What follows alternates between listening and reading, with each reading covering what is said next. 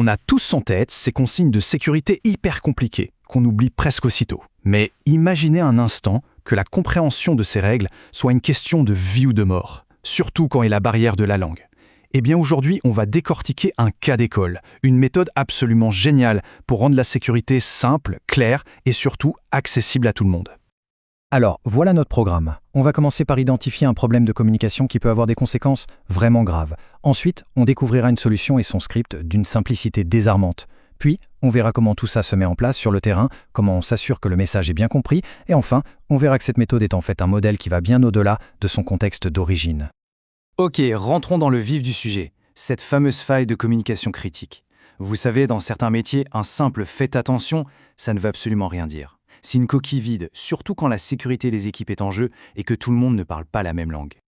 La vraie question, elle est là. Comment on fait pour transmettre l'urgence, la nature exacte d'un danger, à quelqu'un avec qui on peut à peine échanger? C'est un casse-tête quotidien pour des milliers de managers, un défi où la moindre petite incompréhension peut tourner au drame.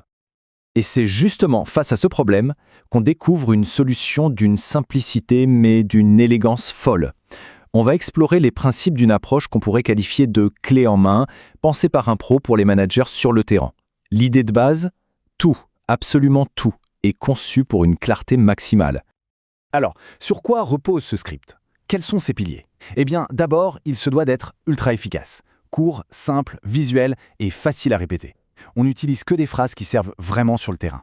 Ensuite, il doit être super concret. Son but, c'est d'identifier les dangers sans aucune ambiguïté et de donner une procédure limpide à suivre. L'objectif final, c'est simple, faciliter la compréhension en situation réelle. Zéro jargon, 100% pratique. Au cœur de toute cette méthode, il y a un outil central, le script de sécurité. Pensez-y comme un mantra en 3 étapes. Quelque chose de tellement simple qu'il est fait pour être mémorisé et devenir un vrai réflexe. C'est la pierre angulaire de tout le protocole. Et le voilà, ce fameux mantra. Le manager dit, très simplement, très calmement, « Si tu vois un danger, tu arrêtes, tu ne touches pas, tu appelles le chef. Compris ?» Chaque mot a été pesé. C'est direct, c'est clair, et l'action demandée est immédiate. Pas de place au doute. Et c'est là que ça devient vraiment malin. Ce n'est pas juste une instruction qu'on donne, c'est un dialogue. La personne doit répondre en répétant mot pour mot. « J'arrête, je ne touche pas, j'appelle le chef. » Cette petite boucle de confirmation, c'est la garantie que le message a non seulement été entendu, mais qu'il a été intégré. D'accord, on a la règle générale. Mais concrètement, sur le terrain, ça se passe comment?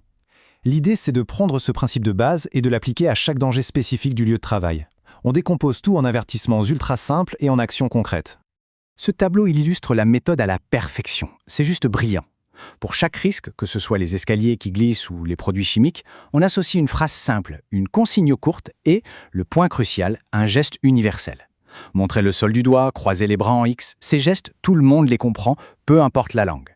C'est une approche multisensorielle de la sécurité qui active la mémoire visuelle, la mémoire du geste, en plus de l'audition. Bon, donner une instruction, même une très bonne, c'est bien. Mais s'assurer qu'elle reste, c'est autre chose.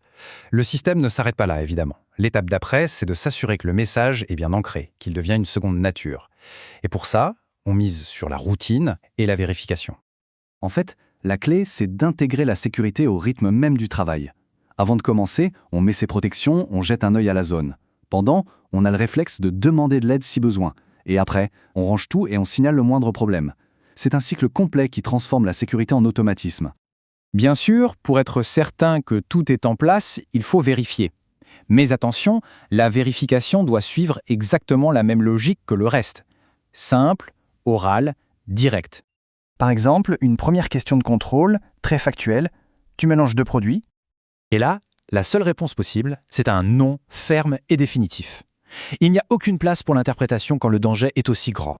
Et enfin, la question qui vient boucler la boucle, celle qui nous ramène au mantra de départ. Et si tu vois un danger, n'importe quoi, un fil qui traîne, un carton mal placé? La bonne réponse, qui renforce la règle centrale, c'est « j'arrête, je préviens ». C'est une version ultra condensée du mantra, le réflexe essentiel qui doit devenir instinctif. Je vois, je stoppe, j'alerte.